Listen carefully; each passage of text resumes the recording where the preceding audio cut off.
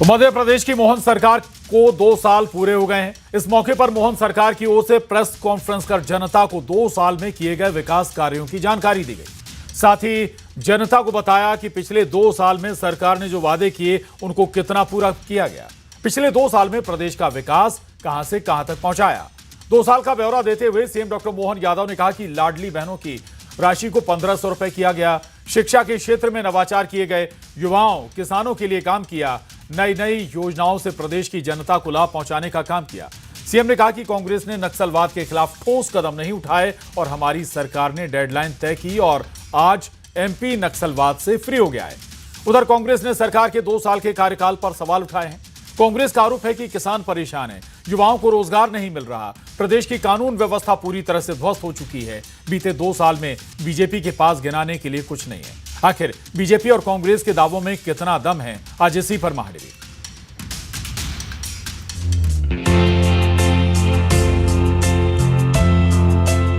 सरकार के 2 साल पूरे होने पर सीएम डॉक्टर मोहन यादव ने प्रेस कॉन्फ्रेंस कर 2 साल के कामकाज का ब्यौरा दिया। इसके साथ ही सीएम ने 2 साल की उपलब्धियां और आगामी 3 साल के विकास के रोड मैप की पुस्तक का भी विमोचन किया।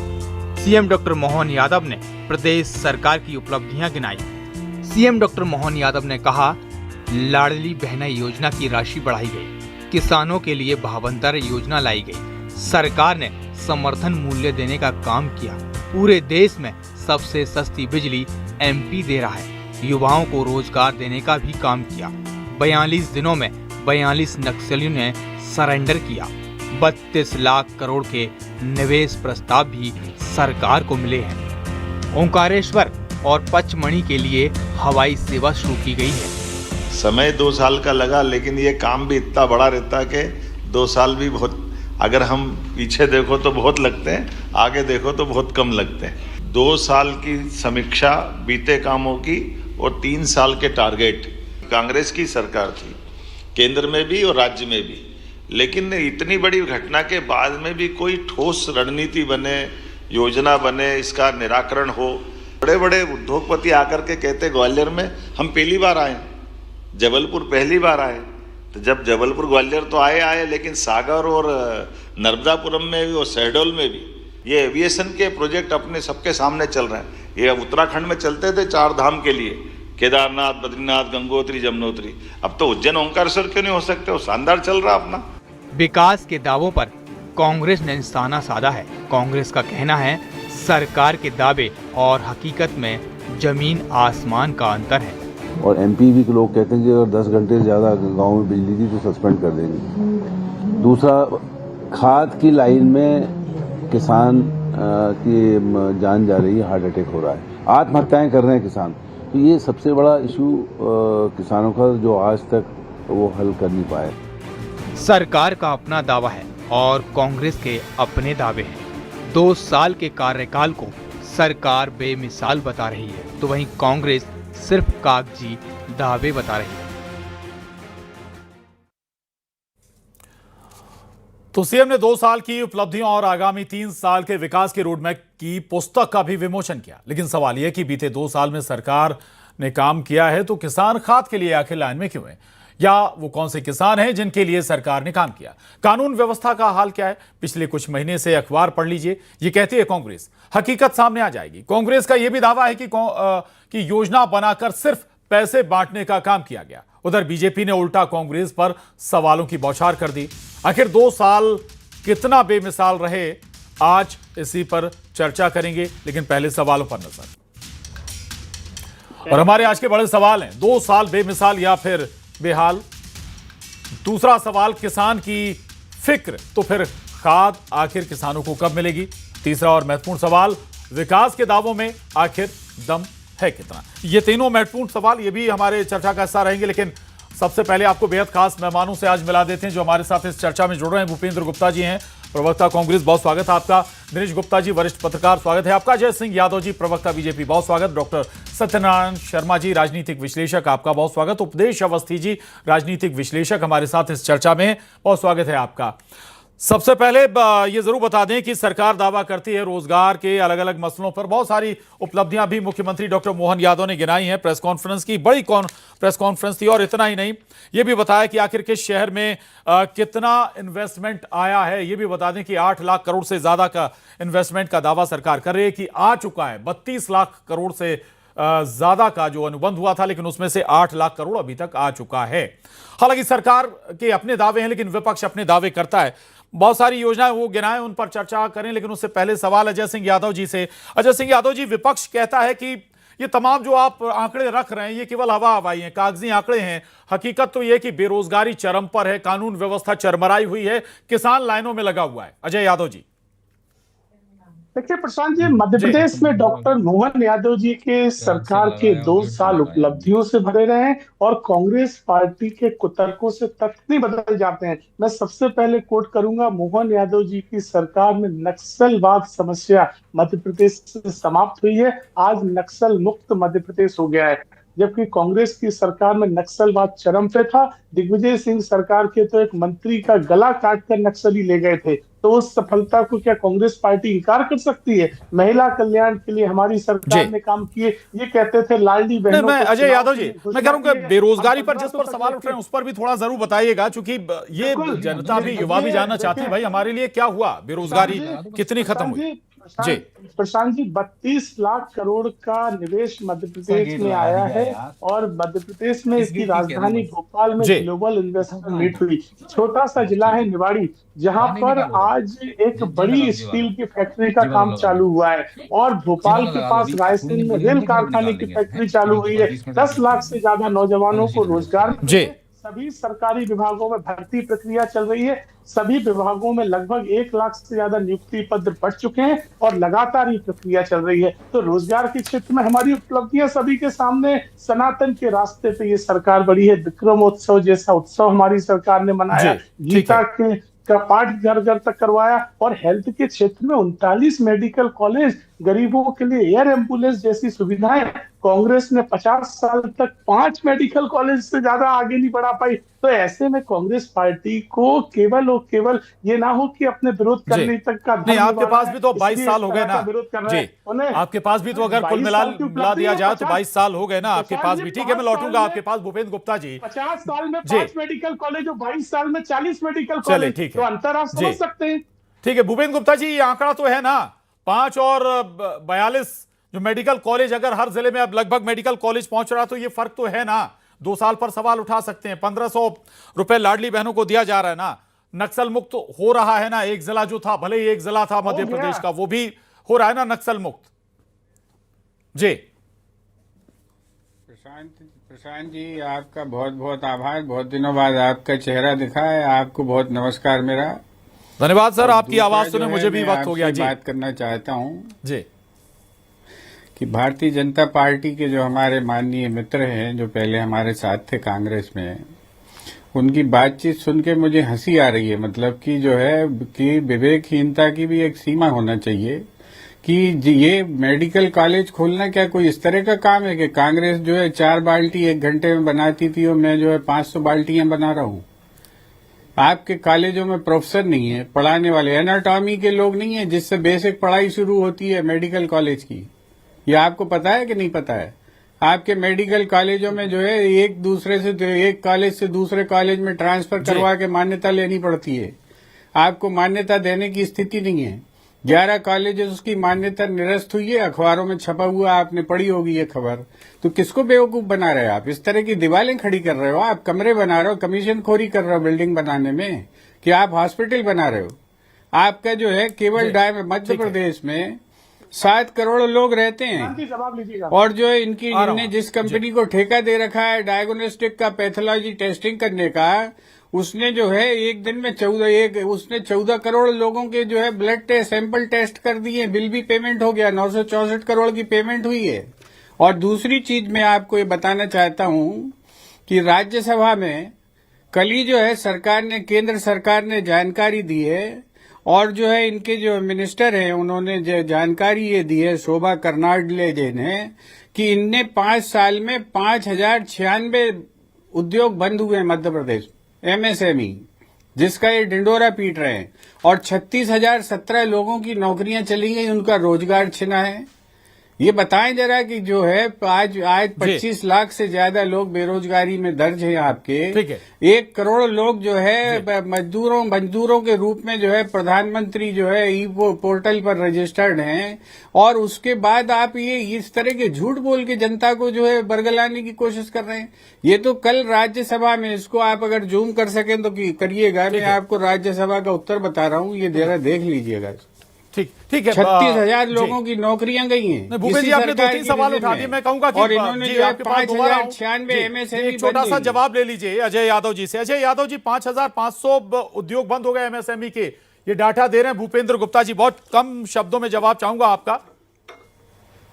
देखिए, भूपेंद्र गुप्ता जी की बात से तो ऐसा लगता है कि इसीलिए कांग्रेस ने मध्य प्रदेश में सड़कें भी खत्म कर दी थी, बिजली भी खत्म कर दी थी, और अस्पताल भी नहीं बनाते थे, क्योंकि व्यवस्था में कहीं कोई कमी ना रह जाए। अरे हम काम करते हैं तो कहीं कोई मेडिकल कॉलेज, वो कह रहे हैं मेडिकल कॉलेज बने, लेकिन प्रोफेसर नहीं है, पढ़ाने के लिए कोई है नहीं वहां पर। मैं यही तो बोल रहा हूँ, इसीलिए मध्य प्रदेश में 42 का नाम गिना दो, ताकि कोई कमी ना ये 42 का इनसे कहना नाम गिना दो। इनको पता ही नहीं है कितने मेडिकल कॉलेज, ये झूठ बोल के रट के आते हैं और बात करते हैं। 42 कॉलेज के नाम बता दो, 42 कॉलेज के नाम बता दो, यही बता दो। तुम भाई, तुम में हिम्मत है तो यही बताओ ना। आप 42 कॉलेजेस के नाम गिना दीजिए, मध्य प्रदेश ये 42 कॉलेज के नाम गिना दीजिए, और आगामी 1 साल आप 42 कॉलेज के नाम गिना दीजिए। आपने साहस हो तो 54 आप 42 कॉलेज के नाम गिना दीजिए। भाई झूठ क्यों बोल रहे हैं यहाँ बैठ के?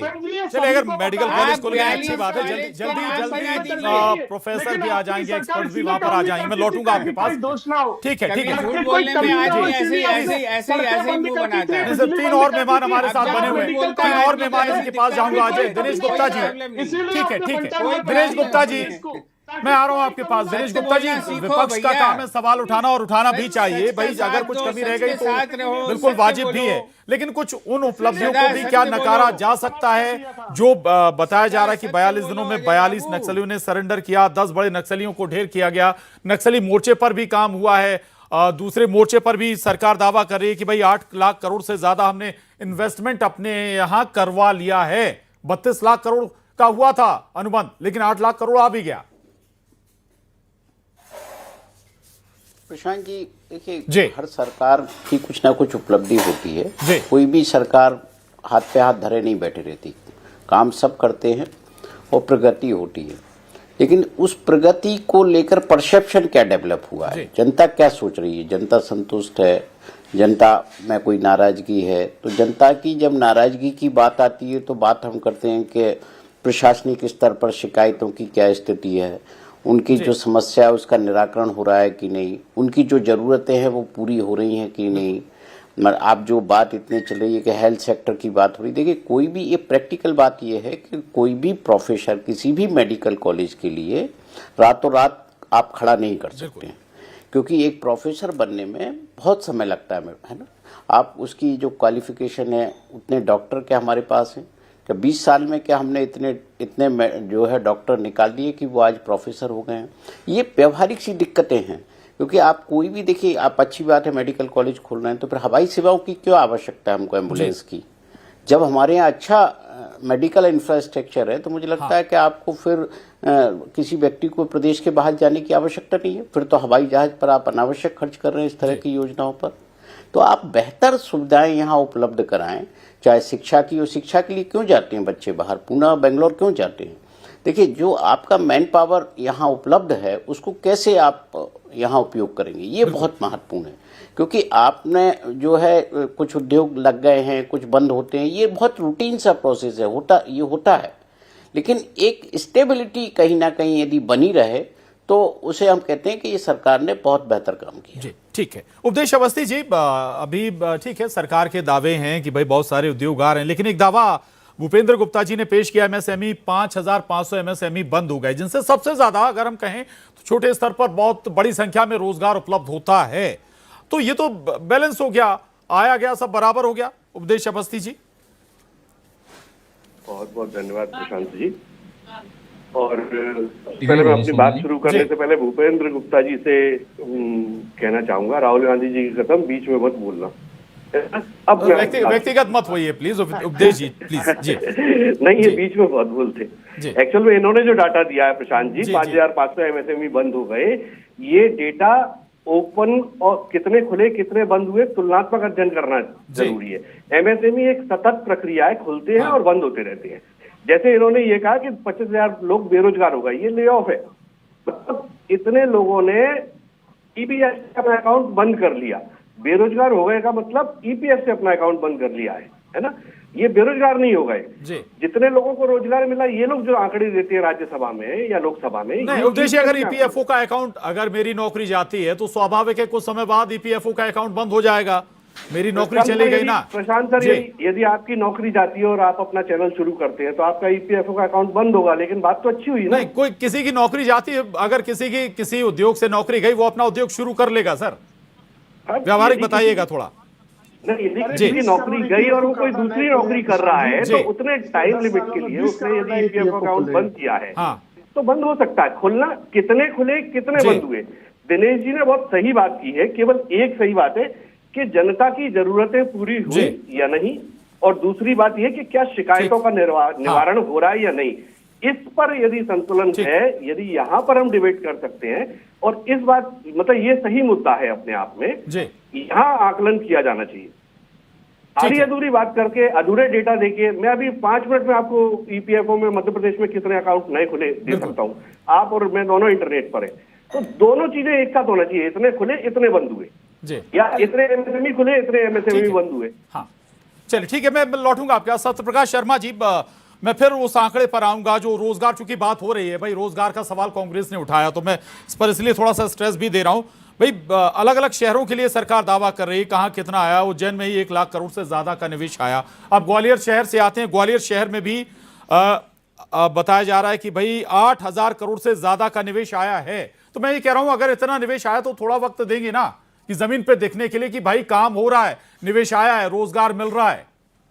सत्यप्रकाश शर्मा जी। देखिए प्रशांत जी, अच्छा सवाल है आपका। कोई भी सरकार हो, किसी भी पॉलिटिकल पार्टी की, वो अपने दावे जरूर करती है लेकिन उसमें एक चीज महत्वपूर्ण देखी जाती है कि सरकार की मंशा के अनुसार एजुकेशन जो पॉलिसीज हैं, प्रोग्राम्स हैं या दूसरे स्टेप्स हैं, उनका एजुकेशन किस लेवल पर हो रहा है।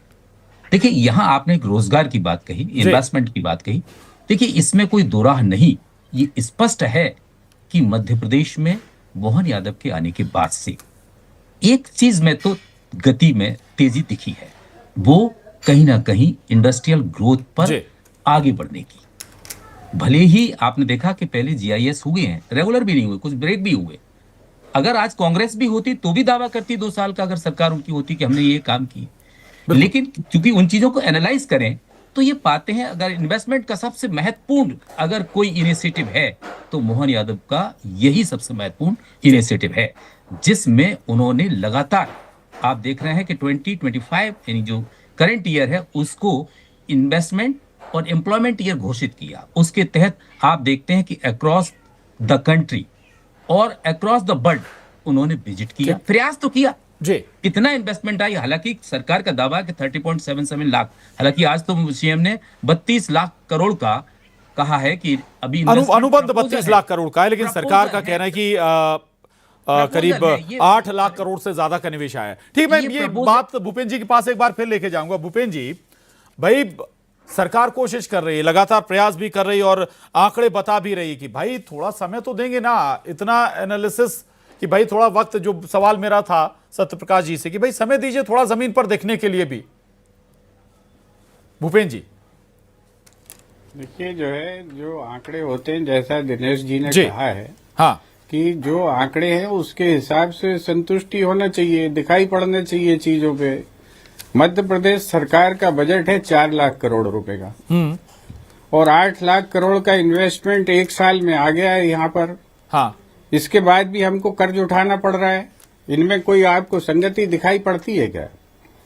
क्या जो है मध्य प्रदेश की सरकार जी जो है 4 ये लाख जो करोड़ का आपको बजट बता है रही सरकार का, ठीक है, लेकिन जो व्यवसायी आ रहे हैं इन्वेस्ट कर रहे हैं वो तो अपने उद्योग में इन्वेस्ट करेंगे ना, सरकार के लिए पैसा थोड़ी दे रहे हैं। देंगे या आप जो है बीजेपी की तरफ से? नहीं, बीजेपी की तरफ से क्या, अगर इलॉजिकल बात करेंगे तो बात तो रखनी पड़ेगी ना भूपेन जी।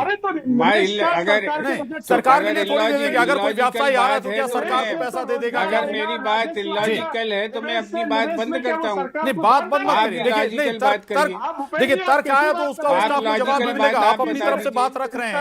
की उम्मीद नहीं की जा सकती, इस तरह के कुतर तो की आप उम्मीद बीच में क्यों टोक रहे हैं भाई? मेरी बात पूरी तो होने दीजिए। आपको इतनी जल्दी क्या है कि आपको जो है उसको बीच में काटना पड़ रहा है? प्लीज आप बोलिए, अब हमें नहीं बोलना है कुछ, हम इलॉजिकल बात करने इधर नहीं आए। आप बोलिए जी। अजय सिंह यादव जी आप बोल लीजिए प्लीज, आपकी बात जवाब दे दीजिए अजय सिंह यादव जी। भाई प्रशांत जी, आज का दिन मध्य प्रदेश के नौजवानों के लिए बहुत महत्वपूर्ण है। वो नौजवान देख रहे हैं जिनके रोजगार के लिए हमने लगातार काम किया। लेकिन अजय यादव जी 8 लाख करोड़ आया है तो उसमें जो उद्योग आएंगे, रोजगार कितना मिला, ये आंकड़े लेकर आइए। जी, मैंने आपसे स्पष्ट तौर पे कहा 10 लाख से ज्यादा रोजगार मिल चुके हैं निजी क्षेत्रों में और 1 लाख से ज्यादा रोजगार सरकारी विभागों में हो चुके हैं और ये प्रक्रिया लगातार जारी है। सभी विभागों में खाली पदों को भरा जा रहा है। मध्य प्रदेश में सांदीपनी स्कूल, सरकारी स्कूल प्राइवेट स्कूलों से बेहतर होंगे। कांग्रेस ने कभी सोचा था मध्य प्रदेश की धरती पे इस तरह के बिजली के संयंत्र बनेंगे? आज देश में सबसे सस्ती बिजली मध्य प्रदेश बनाता है। दिल्ली मेट्रो भी हमारी बिजली से चलती थी। आपकी सरकार में तो न्यू मार्केट 7 बजे बंद होता था क्योंकि दिग्विजय सिंह बिजली नहीं दे पाते थे बाजार को चलाने के लिए। चलिए ठीक है, वक्त कम है। उपदेश अवस्थी जी, वाकई बदला तो है भाई, बिजली भी है, सड़कें पानी भी अब दुरुस्त हो रही जी, सड़क बिजली पानी जो आधारभूत जरूरतें हैं वो भी दुरुस्त हैं। उपदेश जी, सरकार का साथ दीजिए। उपदेश जी, हाँ, जनता के लिए जिम्मेदारी निभाइए। 2 पॉइंट बोलना चाहता हूँ जी जल्दी। अजय भैया ने 2 बातें बहुत गलत बोल दी है। प्राइवेट सेक्टर में 10 लाख रोजगार नहीं मिले हैं 2 साल में। प्राइवेट सेक्टर में अभी केवल 1.5 लाख रोजगार मिले हैं। डेटा सरकार का है। अजय यादव जी बात कट गई आपकी। गवर्नमेंट जॉब्स में सर प्लीज बीच में नहीं। दूसरी बात ये, मेरे पास गवर्नमेंट डेटा है जो आज हमको बांटा गया है। गवर्नमेंट सेक्टर में 1 लाख रोजगार नहीं दिए गए हैं, अभी 60,000 दिए गए हैं। 1 लाख का वादा किया गया था, अभी 60,000 कंप्लीट हुए हैं, है ना। स्थिति संतोषजनक है, लेकिन कृपया डेटा को एकदम से सुना। 60,000 तो मिल चुके हैं। प्राइवेट सेक्टर 10 लाख नहीं है। चल रही है। दिनेश गुप्ता जी वक्त कम है। मध्य प्रदेश उद्योग प्रधान प्रदेश नहीं था। अगर उद्योग आ रहे हैं, मेहनत हो रही है तो हमें प्रोत्साहन ही करना चाहिए ना, हमें केवल टांग खींचने का काम करना चाहिए क्या? जी नहीं, ये कौन टांग खींचता है? मुझे लगता है कोई टांग नहीं खींचता। डेवलपमेंट के लिए जो है ना एक हेल्दी डिस्कशन होता है। बिल्कुल। और जिसको आप देखिए मध्य प्रदेश में पहले भी उद्योग आते थे, मंडीदीप से लेके मालनपुर तक, ये बगैर GIS के सारे ये इंडस्ट्रियल एरिया बने, पीथमपुर बना है, बहुत सारे बने हुए। हाँ। तब भी इन्वेस्टमेंट आता था। ऐसा नहीं है कि इन्वेस्टमेंट अभी आने लगा। तब तो कोई जो है बहुत ज्यादा छूट नहीं दी जाती थी टैक्सेज में, बहुत सारे जो सरकार फैसिलिटी देती है।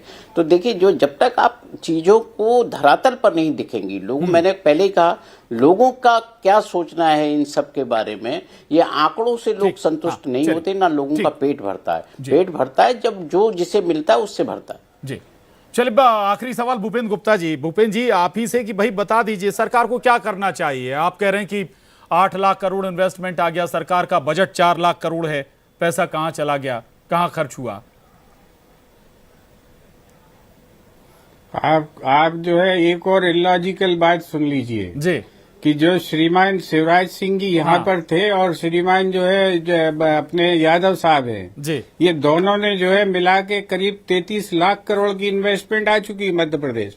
जब 33 लाख करोड़ का इन्वेस्टमेंट जो है जब से इकोनॉमिक साइकिल में आता है तो उससे जो है कितने उत्पादन हो सकता है इसकी आपको अंदाज, इसका आप लॉजिक थोड़ा आप दे दीजिएगा कि इसमें जो है कितने रोजगार पैदा होने चाहिए थे। एक चीज सुने, अभी जो है एक झूठ तो ये उजागर कर दिया उपदेश जी ने कि ये जो है 10 लाख का आंकड़ा जो है ये फर्जी बीजेपी यहाँ पर दे रही है। और ये दूसरा आंकड़ा भी उन्होंने जो है काउंटर कर दिया कि जो सरकारी नौकरियों का आंकड़ा वो भी फर्जी दे रहे हैं यादव साहब। तीसरी चीज मैं आपको ये बता दूं कि 5 साल हो गए। सर माफी के साथ रोक रहा हूं, वक्त एक्सीड हो चुका है, समय आगे बढ़ चुका है चर्चा का। माफी के साथ आप सभी के लिए और शुक्रिया इस चर्चा में शामिल होने के लिए। महाडिबेट में आज बस इतना ही।